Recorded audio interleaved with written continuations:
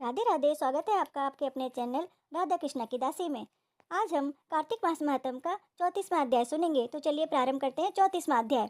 सूत जी ने ऋषियों से कहा, प्रसंग वखान 34वें अध्याय पर दया करो भगवान। हे सूत जी, ये पीपल का पेड़ शनिवार के अतिरिक्त सप्ताह के बाकी दिनों में क्यों नहीं पूजा जाता? सूत जी ने कहा, समुद्र मंथन करने से जो रत्न देवताओं को मिले उनमें से देवताओं ने लक्ष्मी और कौस्तुभमणि भगवान विष्णु को दे दी थी। विष्णु भगवान जब श्री लक्ष्मी जी से विवाह करने के लिए तैयार हुए तो लक्ष्मी जी ने कहा, हे प्रभु, जब तक मेरी बड़ी बहन का ब्याह नहीं हो जाता आप मुझ छोटी बहन से ब्याह कैसे कर सकते हैं? इसलिए आप पहले मेरी बड़ी बहन का ब्याह करवा दीजिए, बाद में मुझसे ब्याह कीजिए, क्योंकि ये प्राचीन नियम है। सूत जी बोले, लक्ष्मी जी कैसे वचन सुनकर भगवान विष्णु ने लक्ष्मी जी की बड़ी बहन का विवाह उद्दालक ऋषि के साथ करा दिया। वह अलक्ष्मी बड़ी कुरूप थी। उसका बड़ा मुख, चमकते हुए दांत, वृद्धा के समान शरीर, बड़े बड़े नेत्र, रूखे बाल थे। महर्षि उद्दालक भगवान विष्णु के आग्रह पर उससे ब्याह कर उस वेद मंत्रों से ध्वनि से गुंजाते हुए अपने आश्रम में ले आए। वेद ध्वनि से गुंजित हवन के पवित्र धुएं से सुगंधित उस ऋषि के मनोहर आश्रम को देखकर वह बहुत दुखी हुई। उसने महेश उद्दालक से कहा, इस आश्रम में वेद ध्वनि हो रही है, अतः यह स्थान मेरे रहने योग्य नहीं है, इसलिए तुम मुझे किसी दूसरी जगह ले चलो। उसकी बात सुनकर महेश उद्दालक ने कहा कि तुम यहाँ पर क्यों नहीं रह सकती और तुम्हारे रहने योग्य दूसरी जगह कौन सी है, यह मुझको बतलाओ।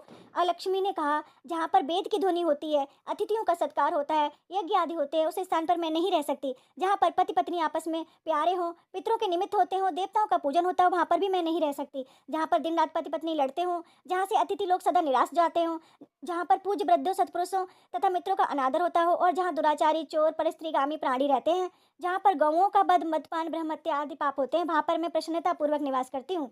सूत जी ने कहा। इस प्रकार अलक्ष्मी के वचन सुनकर उद्दालक का मन खिन्न हो गया। वे इस बात को सुनकर चुप रह गए। थोड़ी देर तक चुप रहने के बाद उन्होंने कहा कि अच्छा, तुम्हारे लिए ऐसा ही स्थान खोजूंगा, अतः मैं जब तक तुम्हारे लिए ऐसा स्थान ढूंढ कर ना आऊं तब तक तुम इसी पीपल के नीचे चुपचाप बैठी रहो।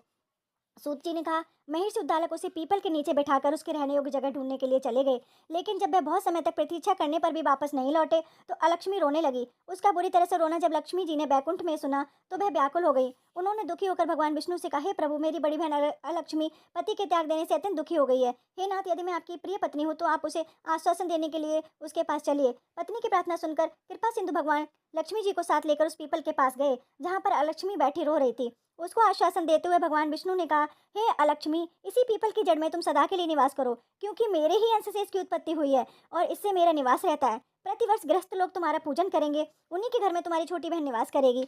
स्त्रियों को विविध प्रकार के उपहारों से तुम्हारी पूजा करनी चाहिए। मनुष्य को चाहिए वह पुष्प, दीप, गंध आदि से तुम्हारी पूजा करे, तभी लक्ष्मी उन पर प्रसन्न होगी। सूत जी ने कहा, भगवान श्री कृष्ण सत्यभामा तथा पृथु और नारद का संवाद तुमको सुना दिया, जिसके सुनने से ही मनुष्य के सब पाप नष्ट हो जाते हैं और उसे बैकुंठ की प्राप्ति होती है। अब तुमको जो पूछना है पूछ सकते हो, उसे मैं विस्तार से कहूंगा। सूत जी की बात सुनकर सौनक आदि ऋषि महर्षि थोड़ी देर तक प्रसन्न चित्त से वहां बैठे रहे। बाद में वह श्री बद्री नारायण जी के दर्शन को चल दिए। जो प्राणी इस कथा को सुनता है, दूसरों को सुनाता है, वह इस संसार में संपूर्ण सुखों को प्राप्त करता है। इस प्रकार 34वां अध्याय समाप्त। तो चलिए प्रारंभ करते हैं 35वां अध्याय। अनुपम कथा कार्तिक होती है संपन्न, इसको पढ़ने से श्री हरि होते हैं प्रसन्न।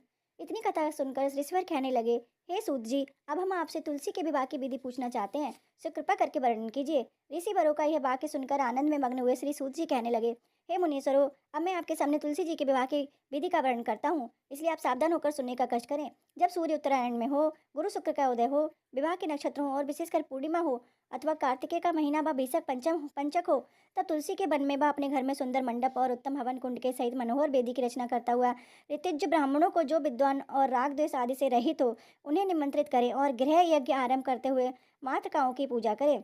हे मुनीश्वरों, ऋतिज्यों के उपस्थित हो जाने पर पहले नांदी मुख श्राद्ध करें, तत्पश्चात भगवान के सालग्राम बनाकर उनका विधि विधान से पूजन सामग्री से पूजा करें। बांधी की तुलसी को उनके समर्पण करें। इस प्रकार विवाह की विधि से तुलसी जी का पाणी ग्रहण करने के बाद विधि पूर्वक होम करें। इसके बाद सब पत्नी के यजमान, भाई, बंधु और सेवकों के साथ चारों ऋतुजों के सहित विष्णु भगवान की प्रेम प्रदक्षिणा करता हुआ शांति पाठ और मंगल गान के साथ साथ बाजे भी बजवाने चाहिए। हे मुनीश्वरों, ऐसा हो जाने के बाद यजमान गौदान और सय्यदान करना चाहिए। ऋतुजों को दक्षिणा देकर विप्र भोज और जाति भोज कराना चाहिए। यह सुनकर सूत जी कहने लगे, हे मुनीश्वरों, इस प्रकार जो मनुष्य श्रद्धा भक्ति युक्त होकर सत्य, शांति और संतोष को धारण करता है, विष्णु भगवान को तुलसी दल समर्पण करता है, वह समस्त पापों से रहित होकर संसार के सुखों को प्राप्त करता हुआ अंत में विष्णु लोक को प्राप्त होता है। इसमें संशय नहीं है। हे मुनीश्वरों, जिस प्रकार से तुलसी जी के विवाह की विधि बताई गई है, उसी प्रकार आंवला, समय और पीपल के विवाह की विधि भी समझनी चाहिए।